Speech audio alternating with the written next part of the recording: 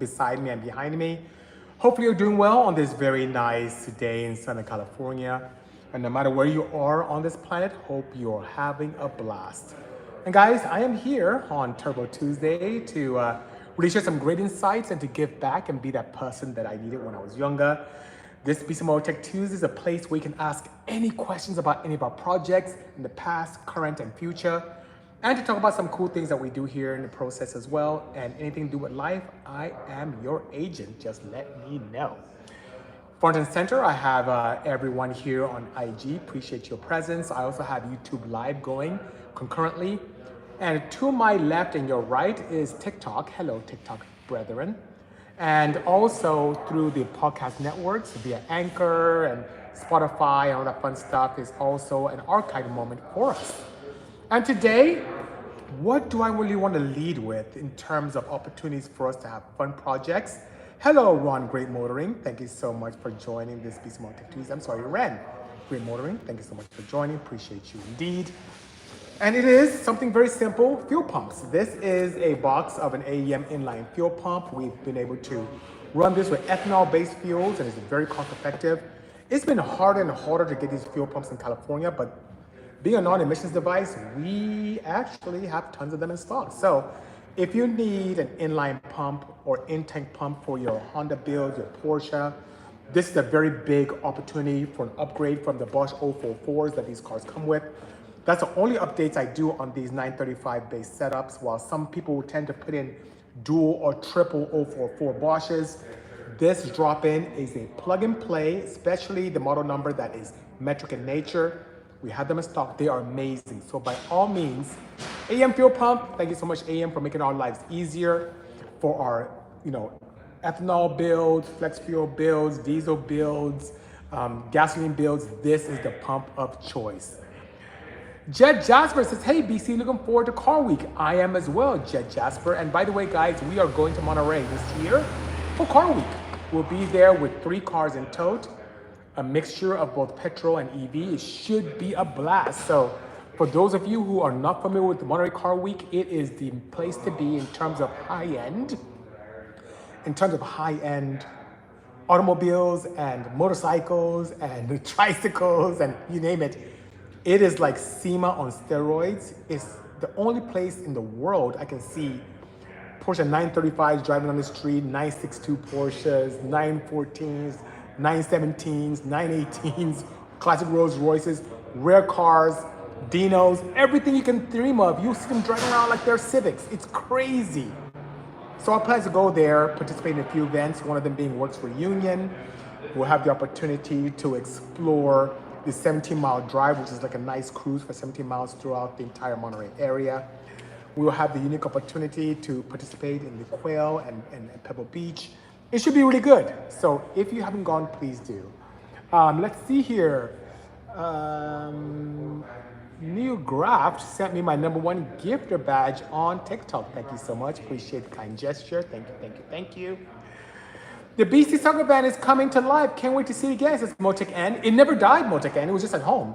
So it's here because you know what I tend to do? Let me put this fuel pump down. You know what I tend to do? Guys, I don't know what your thoughts are on this, but I'm a little bit wicked.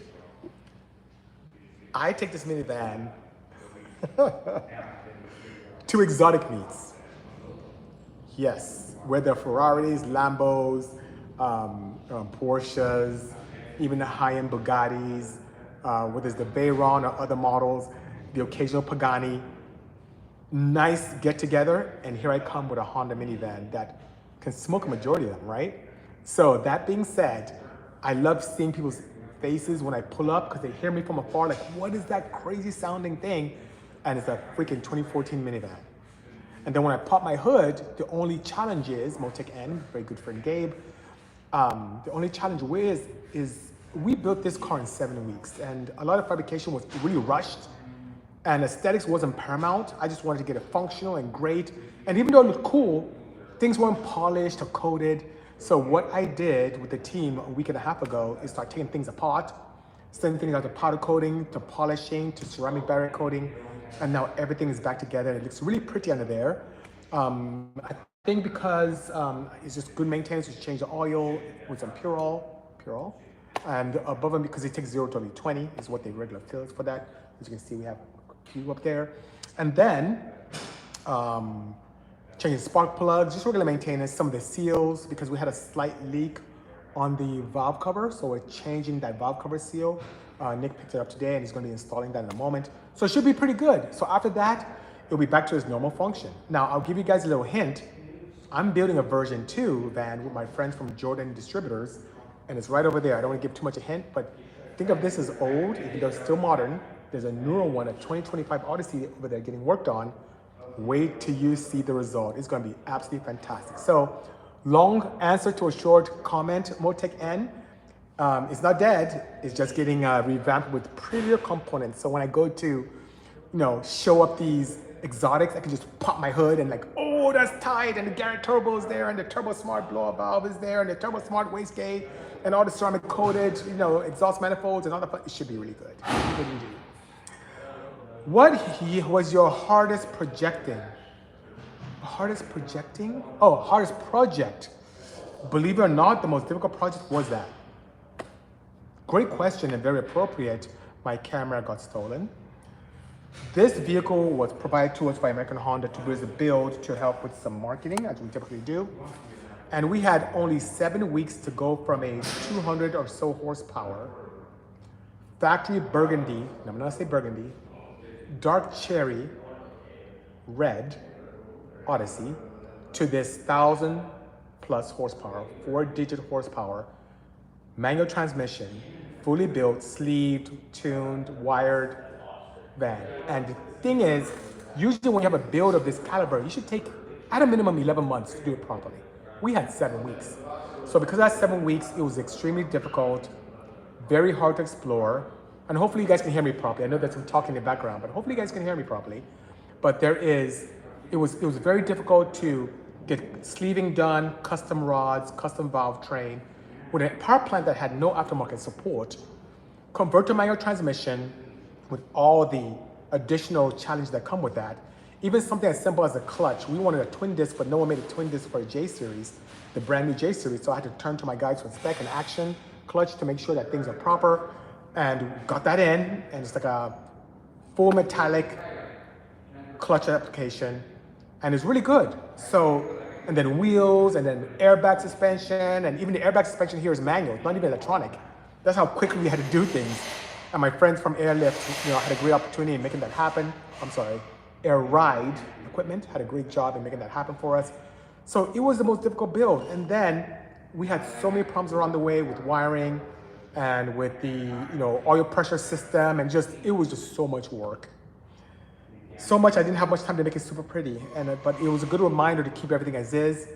I believe that with that 7 weeks, the days leading up to SEMA, I was here in Ontario at the shop from Friday and didn't leave till Monday. I didn't go home, didn't take a shower, didn't do it. I just stayed here all night, all day, throughout the weekend to get it running. When it came time to tuning, I had to do a quick, dirty idle and then full throttle tune, no partial throttle. So it drove like crap, even though they make the amazing power.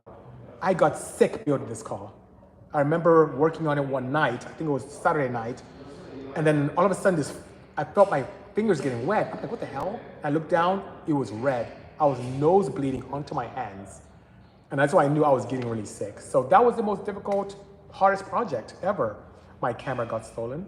And featured by Matthew. Yes, look forward to seeing you on Monterey, by all means. Let's connect, Would you need any help at all in Monterey? I always love to help out, says Jed Jasper. I appreciate that, but I have the team already good. My good friend Alex, who's over here, by the way, he'll be driving one of the rigs. I'll be driving the other rigs as well. We'll take quite a few cars out. And I think we have everything settled. So I appreciate the kind gesture. If that changes, I will definitely let you know. Let's see, Millwall and Arsenal. Millwall and Arsenal on YouTube is saying, have the Trump tariffs affected your business? Significantly. So as I try to wrap my head around the benefits of raising tariffs on a global economy that can help all nations involved, we run into the difficult task here at Bisimoto of quoting a customer out for builds, yeah? And then the customer agrees to the build. We begin on the build. We start acquiring components to finish the build, and then our prices massively increase, or in some cases are non-existent because some manufacturers just didn't want to invest into some products, not knowing what would happen with tariffs and how they pass them on to customers, whether it's from my good friends at KW to high-end electronic components for EV conversions. It's been a very big challenge because you can imagine if I quoted you $5 for a build, and then not that builds cost $5, but just for simplicity's sake, if I quoted you $5 for a build and it became $10, what do? Do I go back and say, hey, friend, I need another $5 more? Do I absorb the $5? Do we share it? It's just been difficult. And sometimes these tariffs have been so monumental, for lack of a better word, that it makes almost some of the projects not possible for some clients.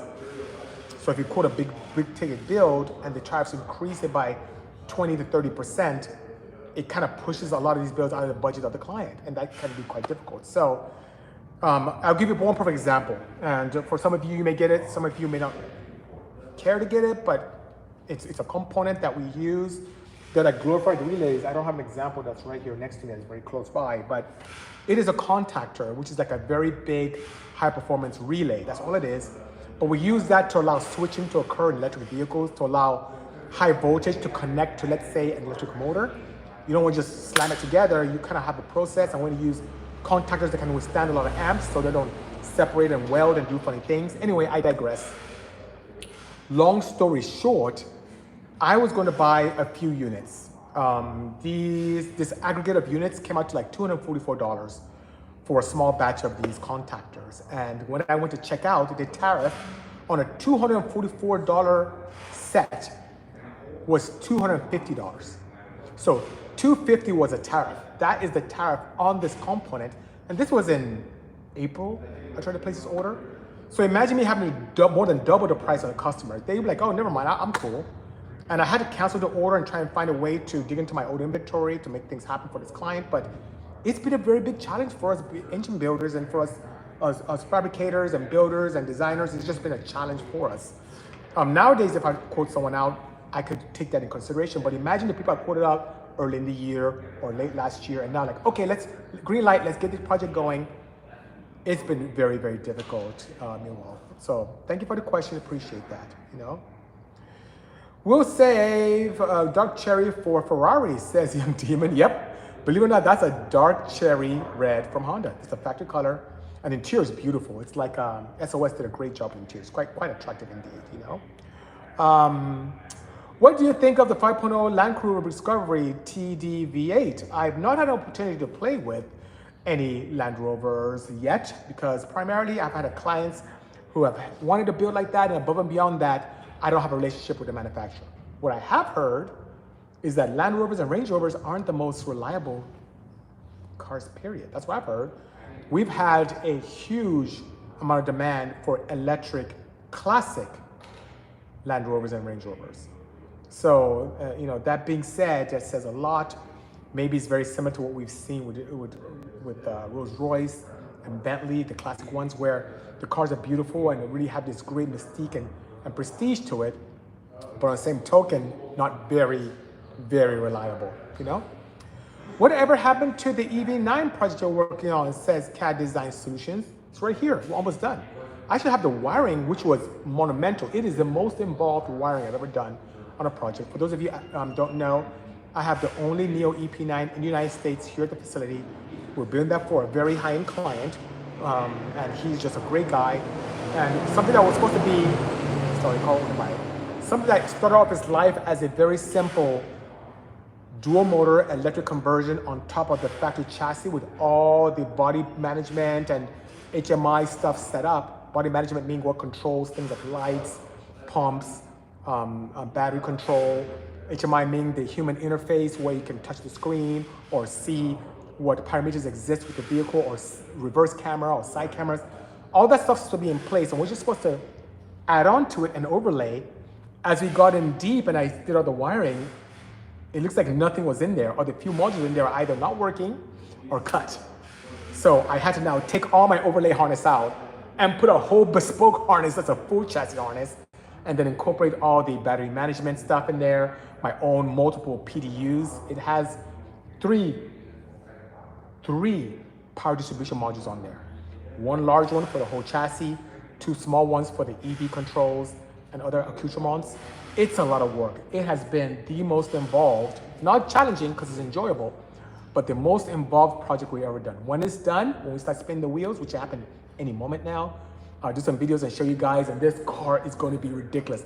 Much better and much faster than what came in from overseas. So thanks for the question. Appreciate that indeed, and more data to come. All right, let's see here.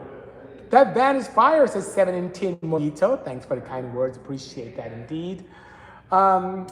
Bro, what battle video you posted took me back? Thank you so much, Brett. I've been doing a lot of Throwback Thursdays where I'm either showing videos of racing or some magazine articles, and I have some really cool magazines from Sport Compact Car to Import Tuner to Super Street to D Sport, used to be known as Drag Sport. I have all these awesome, there's another one, Over Rev. There's so many good magazines that we have, and I'll keep showing and keeping our Thursdays going nice and going, you know?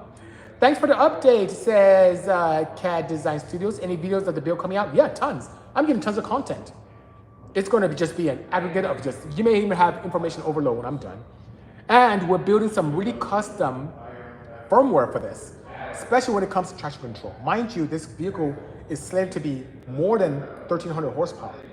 So 1,300 horsepower doesn't mean anything if we cannot put it to the ground. So torque management is going to be key. And when all is said and done, when the client comes by to pick up the vehicle, I want to be able to have Matthew drive it around and I can tweak. It's something I take so much pride in.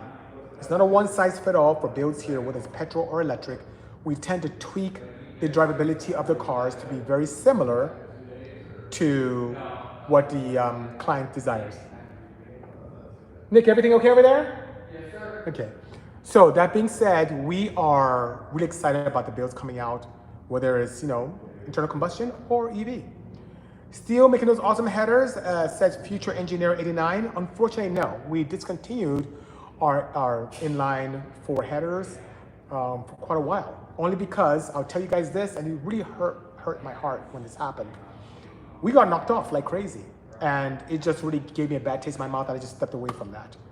So back in the day, we were, leaders in header and exhaust technology, especially when it came to the Honda F-Series, non-VTEC and VTEC, the B-Series VTEC and non-VTEC, the D-Series VTEC and non-VTEC, and then we started dabbling a little bit with the H22.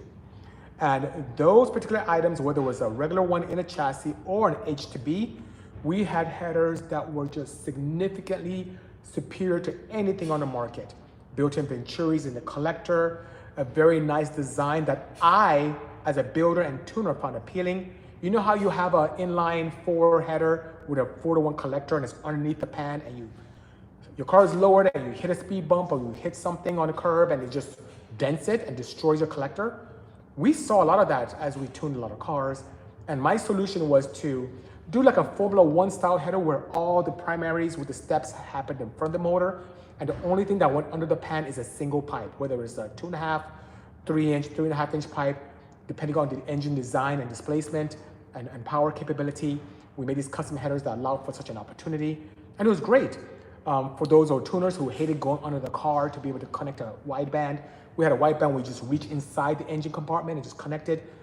Very well thought out, unlike just people who used to just copy and paste when it came to DC headers or high tech. We kind of had our own unique design that was advanced.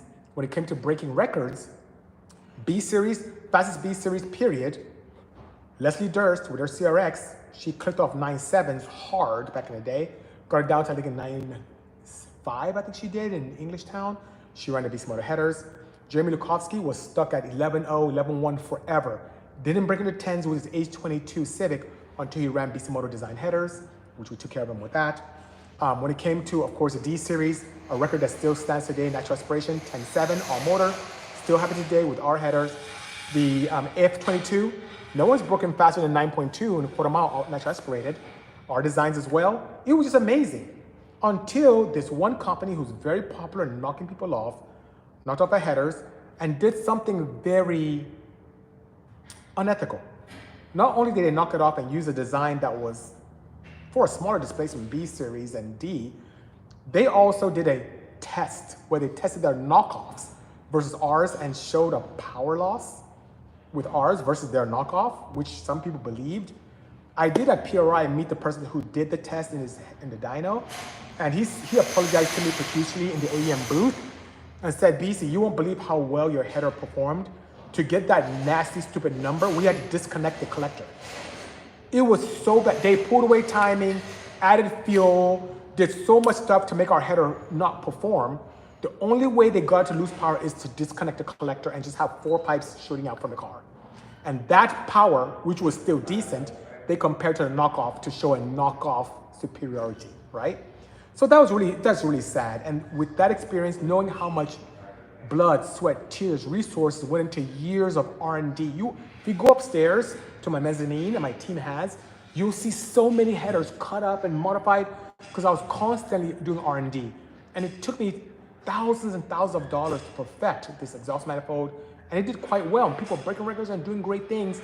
And this guy who put no input, no effort, nothing whatsoever, knocked us off.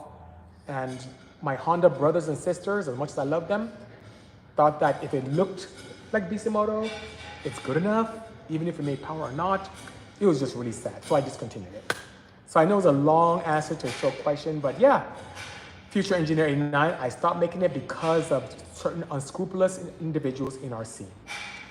I love you, BC, says Danbo215. It is mutual. Thanks for the kind words and gesture. Thank you, thank you, thank you. Okay, let's see. 2015 Turbo BMW M3 gave me my #2 gifter badge on TikTok. Thank you, thank you, thank you so much. Appreciate the kind gesture. Hello, AKD Build Performance. Speaking of technical partners, AKD Build Performance is the gentleman who helped me significantly make my all-wheel drive wagons better. You know the all-wheel drive wagon that we drove on the Jay Leno show and had amazing adhesion to the tarmac with the clutch packs? He did that. Remember those axles that I kept breaking in the rear? He fixed that for me. This guy is a maestro. Maybe too intelligent for his own good. But thank you, AKD Build Performance, for your support. Sincerely appreciate you indeed. 718 Mojito says, I'm trying to do the same, but with an 05 Honda Odyssey, just do my research. Well, if you haven't started your build yet, hang tight. Hang tight until October when we launch the other van we're building. I think you really like what we did, and that may be something that is a lot more exciting for you. And believe it or not, in normal Honda fashion, much more efficient and cost effective. Because that engine, my cost, guys, me, doing it in-house, installing myself, building the engine myself, that cost me $50K. Doing that build. And I did my own engine build, my own tuning, it was expensive. So if you're looking for an exciting project in an Odyssey type environment that's very cost effective and can wow your friends and fans when you go to a car meet, hang tight, wait till you see what we're building this year with my friends from JDI, from Jordan Distributors Incorporated. They are Industries, sorry. They'll be good, you know? Would you ever get a modern day GT3 RS and modify it, says Dizel Henrich? I would love to do that. I would love to do it with Porsche, who's been very good to me. Porsche's been just very kind, very supportive of our program of late, which is great. Connected me with a lot of dealerships, helped me become part of the 75th anniversary that the Peterson was kind enough to do in conjunction with Porsche. Now we had our vehicles there for over a year, 2 different 935s. It was really an honor to do that. They've just been very kind, helping promote semi, like really cool swag. So if we ever work together on something like that, I'll be more than happy to do that. Would I shy away from helping a client? Not at all, but an in-house Bisimoto that's crazy, I would not be opposed to it. Porsche, if you're listening, please, Aisha, are you there? Are you there, Aisha? I'd be more than happy to do something brand new. We do a lot of classic ones, but there's still a good opportunity with the German engineering from Porsche with the new stuff, by all means. I still remember the NAD series build, says Future Engineer 89, versus other tuners in Super Street. I didn't ever think any power from a single cam that high was possible. Yes, and I barely touched the surface. We got that F series set up, not the D. The D, I got the D series to 237 wheel horsepower. Got the F22 to north of 450 wheel horsepower. And that was old technology. With the tech we have today, we can do more. I'm just pulling in so many directions, and team, you hear that noise and talking, they were just they're constantly working and doing crazy stuff. So it's a lot of fun. But thank you so much for the support. Appreciate you indeed. All right, still looking as young as usual, says Sebanjay. Being a while, haven't been on here. Good job as always. Thank you so much. Unfortunate, my mom, her genes are ridiculous. From the Obidiegwu family in Umabarago, Imo State, Nigeria. My grandfather had a nickname of every year young. On my mom's side, my maternal grandfather, Sir Anthony Obidiegwu was just, when he was with us, he was north of 100 years old in age. Rumor has it, he was close to 130 when he passed away. And he looked like he was 70. It's great, and he was over 100. It's great. My mom followed suit. There are times that my mom and I would go to see a doctor, and they'll see my age and think it was her. Because, you know, my name being strange, being Ndubisi, you don't know if it's a man or woman. So they'll call her thinking it's me. No, I'm her son. She's not my wife. It was my mom. My mom is young, and so I just got her genes. So I'm very fortunate indeed. But thank you so much. Appreciate that, Sebanjay, for the kind words and gesture. Kevin, maybe stop waiting till October to build SEMA cars, says ITB Kevin. We're not. This one is actually, Kevin is funny. This van is pretty much done. The harness is coming in next week, and we might have intercooler, and it's good to go. The others, we have another SEMA car that's in paint right now. A couple cars in paint right now, and the other one is pretty much complete. So I don't know. But thanks for your kind words nonetheless. Good day, Tech2sDay. How are you? Love your name as always. France is in the house, courtesy of Rom and B58, saying B58 gang is in the house, LOL. Dirt Poor from YouTube, give me a thumbs up. Thank you so much, appreciate the kind gesture. How did you get the Odyssey transmission to hold all that power, says no name. It's just a screen name, it says number 1. I will share with you, and that's a great question. So weird, Nick and I were talking about that. Nick is the guy who works here with us. We were just talking about that yesterday. The gearbox in here, being factory, doesn't hold power, right? The factory automatic gearbox will just chuck itself if I put any decent power to it. So what did I do with the Odyssey to be able to reinforce things? I used a gearbox from the Acura TL Type S, bolts to the original J35 engine that's in this power plant, so it kind of bolts up, accepts a standard flywheel for a J series, custom clutch action was kind enough to help with that as well. Everything is quite nice and beautiful. Use a shifter from EP3 Civic, which mounts on the dash, so it makes it very easy to mount on that, and that's what we have on the new Odyssey as well, which is great. What did we have to do to reinforce things afterwards? Because you know what? The factory Acura TL Type S, being a 6-speed and even having a helical-style limited slip differential from factory in it, which is quite bust, we did go to an event in Simi Valley on the way back home, sheared all the gears on third, and it just made a bunch of damage. Able to get back to Ontario using every gear but third, but when we took it apart, gears are sheared clean off from just power, right? So our friends from HRA, that's Nick right there, he's gonna start working on it, but our friends from HRA ended up being kind enough to send us their straight cut gear assembly. So what's in here now is first, second, third, fourth, fifth, straight cut from HRA, Honda Racing America, Ohio based, and then the final overdrive gear, let's say sixth, is factory. So how do we get the transmission to hold up? By changing internals and using something a lot more robust. Straight cut gears, unlike the helical gears, aren't very thin. The benefits of them, they're very strong, they're beefier, more stout, have a wider tooth kind of profile that allows for much more strength. The drawback on it is a little bit more expensive than the helical style, and it's a lot louder. So it has this kind of whine. You know how you drive in reverse and you hear that whine? That comes from the fact that the reverse gears in most transmissions are straight cut. So imagine having a reverse gear sound in every gear.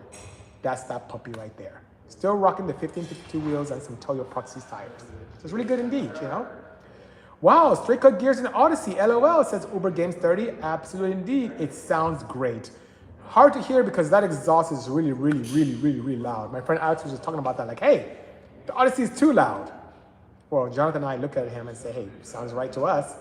But he drove it to the event we had in Compton not too long ago. It was Super Street After Dark in combination with Motor Trend. And he drove that for me, and I drove the K3V, and that was really a nice event. And he was like, that thing's too loud. It's loud. But we like it. Anyway, so thank you for the question. Appreciate that indeed. Hawaii is in the house, courtesy of No Country Hawaii. Thank you so much for joining us from across the pond. I'll take the $5 bill, even at $10, XO Truck, I would too, but try to multiply that by a big factor. And that can give you, that'll give you a bit of an insight. What's your favorite Porsche build? I would say my favorite Porsche build was the very first IROC I built. The IROC Porsche Twin Turbo Blue that kind of made everyone go crazy about exposed rear turbos, driving on the street. That one was my most popular one, my most favorite Porsche, because it was exciting to jump into a marquee that I never touched before. A lot of my respected acquaintances were discouraging me from even going into the Porsche market. So it made me really feel good about proving them wrong. It was my first flat six, first six-cylinder, and first Porsche engine that I ever built, and it's still running till today, making tons of horsepower. So it's my favorite one so far, but I appreciate that. The Gearhead Court says, okay, what did I miss? You missed quite a few. If I can give a brief recap, we first talked about AEM pumps, which we have in stock, which are big upgrades for Porsches, Hondas, Nissans, you name it. We have a ton in stock, especially here in California, where some people are having a hard time getting fuel pumps. Let us know, DM me on all the social. I can get some to you at a good price, free shipping. Let me know also on the website. You can go on Bisimoto.com and buy some. You can go to eBay store and buy some. There's so many options, but we have tons of pumps in stock. Talked about that initially. We talked about some of my favorite builds and how difficult it was for me to build the Odyssey. We talked about a little bit about the opportunities to do great things with an upcoming build that involves a newer Odyssey as well. We talked about Monterey and how appealing that is with having great events out there that's very high end. We're seeing just ridiculously rare cars driving on the street. We talked about quite a few things, but nonetheless, I'm very happy that you're here to join us by all means. What do you think of the new Civic Type R, says Future Engineer 89? I like it. A little less boy eraser as the FK8, which I like. The shape, it looks a little bit more modern, a little bit more European. And I wasn't a big fan of FK8. I love the technology and the opportunities and potential of the car. The FK8, in my opinion, was a little too boy eraser for my liking. The bright, the VTEC that pops up, the bright red seat belts, the red stuff, the fake vents. I feel that the newer FL is a lot more refined, a lot more elegant, a lot more European, even though it's JDM. It's really good, Are they essentially a Warbolt 340 pump? No, actually quite superior. There is a matrix and membrane that's ceramic based inside the pump that the Warbolt doesn't have that allows it to be compatible with a lot of exotic fuels. So that's what I like about that. And it's much more cost effective than the 340 pump as well. So AEM has a 320. They even have a, north of 400 LPH in tank. And they also have a larger than 400 LPH inline as well in both American and metric threads. So by all means, the Gearhead Court, they are superior indeed. Okay, let's see. Wow, time is flying. Can't believe we've been here for almost 40 minutes. Just sold a truck to a guy in Santa Monica, which is here in Southern California. So maybe you get to check it out sometime. I'd love to be able to see the XO truck. Appreciate you indeed. Let me know and maybe we can have a blast. Inflation is fast these days. Don't get me started, June Power. It is ridiculous indeed. Crazy, crazy, crazy. Oh, let's see. 2015 Turbo BMW M3 gave me my #1 gifter badge. Thank you, thank you, thank you so much. Appreciate you indeed. On that note, any thoughts on Tegra Type S? Super, super duper refined. That's pretty much a luxury GT vehicle. I love it. A lot of potential. We had one come here not too long ago, and it was pretty dope. So I love it. Love it, love it, love it. Type S, love it.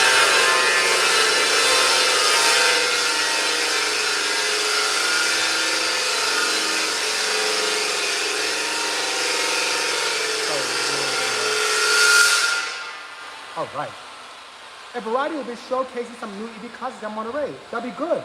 I would love to be able to check them out and even talk to them because a variety, good company, they build a lot of cool looking Porsches. I believe they do outsource their EV technology.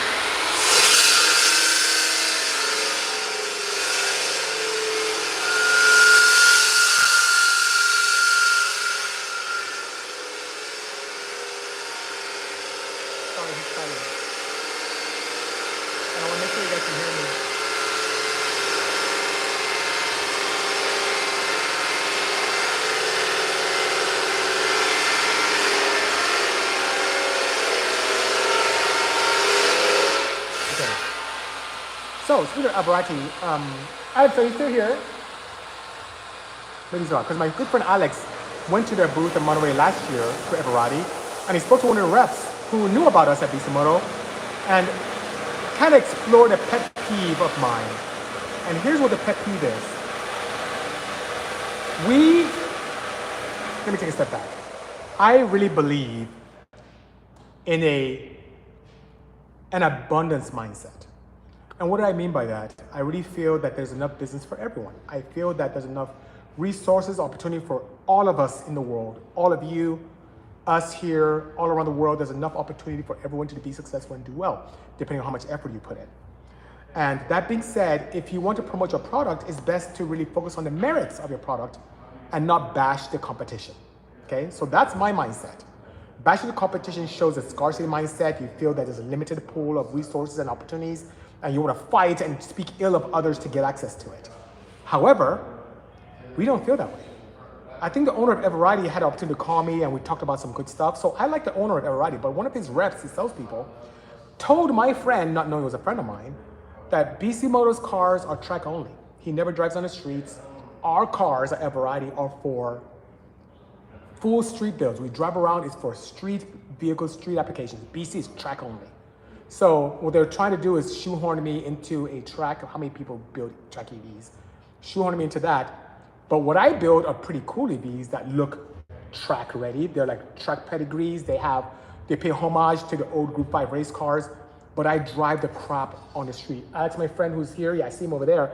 He was even giving me a hard time, like, BC, your cars are getting beat up. You're getting chips, cracks, all this stuff in your cars, because I drive the crap out of my 935. You see the crazy Moby?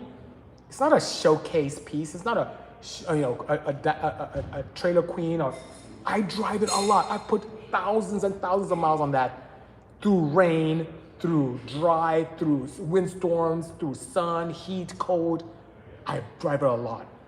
The first EV build I did, the K3V, I have put tens of thousands of miles on that. It has rash all over the side because I drive a lot, canyon carving, doing kind of stuff. The same thing with the blue wide body, twin turbo Porsche. I drive my cars. So I may build them to look wild because I just love those old boxy cars, but they are by far, day in and day out, street-faring vehicles, not just parked somewhere. I don't know, I've not personally seen any Everati cars driving on the street. I haven't, but you look at any feed, anywhere you see on the 110 freeway, 405, 605, 71, 60, 10, San Diego, running, up the mountains, ACH, Angeles Crest Highway, Mulholland Drive. I drive my cars. That's why I have fast charging, not for clout, but literally I go somewhere really far and the fast charging, get out of there. So I have it all. So that being said, yeah, it'll be good to see them out there because I believe there's a great pool. We all can learn from each other. On the same token, don't bash the competition. There's enough for everyone. And for us, we drive hard. And guess what? When I'm in Monterey, I'm gonna drive mine around for the whole week. Not put on display and just chilling. It will be driving hard. Uber Game 30 says LMFAO. Yes, I guess you're referring to the Integra Type S. Yeah, we had one here not too long ago with Flash on data. It was a lot of fun indeed. Do you have any LS bills? Says my camera got stolen. Yes, this year. We are doing something that, let me not give too much away, an LS setup inside a blue oval. So it's kind of crazy, right? Also, we helped tremendously with the LS build. You remember that sheriff car with the turbo setup from Turbo Smart and the lights, and it looks just like a sheriff car, and I've done some content around, would you outrun this, who would win? Yeah, we're part of that as well. So yeah, we have. Do I have any in-house here now? No, we don't have any LS builds in-house right now. Actually, the blue oval LS build is going to paint. Is in paint, I should say, getting done. So yeah, I think so. Come to some Grid Live, says Ryan Christoph Racing. We did the whole Grid Live tour last year. That's why my blue car's in pink, because it got beat up in Grid Live last year. So yeah, we've done that, and maybe I'll come out soon. I know there's a pretty nice one coming to Monterey. No, Monterey, yeah, but Monterey, Laguna Seca very soon. And maybe I'll be out there. It should be pretty good. Should be pretty good indeed. Number 3 gifter badge, courtesy of Jakey. Thank you so much, Jakey, from TikTok, and give me a number 3 gifter badge. Appreciate that indeed. Thank you for the kind gesture. Didn't know I've been following you all this time. Say Jack Absolute 917. I'm glad to have you as part of the family. Thank you so much for joining and for participating in this Bisimoto Tech Tuesday, and I'm glad to have you here indeed. Honda header tech was hot back then, says Ryan Christoph Racy. Yeah, it was crazy. Talking about bashing, I don't know what's up with us in the Honda world. I guess it's a sport to bash others, and people used to make fun of me for not bashing others. I just feel that talking about the merits, the features and benefits of your own product is the best way to go. Don't talk about others. You put out a good product and you're there to really showcase and show I can solve people's problems, they will buy from you. We did very well with those headers. It's just the knockoffs left a very bad taste in my mouth. And sometimes I'd even get returns to me that were for cracked headers that were the knockoffs. We didn't even make those. So I'm like, that's weird. Anyway, I was just tired of that. I discontinued. I think I have a few prototypes up top, but maybe if the market comes to be, I'll disturb Jonathan and the team to start making some more, but we have other things to do. Are longer primaries better for high end or, says June Power? Great question. Header tech is very nice, and here is the kind of the very loose rule of thumb. Short runners capture a particular range, especially when it comes to harmonics and also flow and scavenging assistance. Short runners typically are for high-end power. Long runners give you more mid-range torque and for low-end power. There is, especially with the Bisimoto headers, where we found a happy medium, where we use step units, where we start from a small primary and step up once or twice, go to a collector and put a Venturi inside the collector. And the Venturi, and once again, I'm here to share everything I know. The Venturi is a very clever and simplistic fluid dynamic device where you have a cross-section area that starts off large, quickly reduces to a small cross-section area, and then gradually expands out.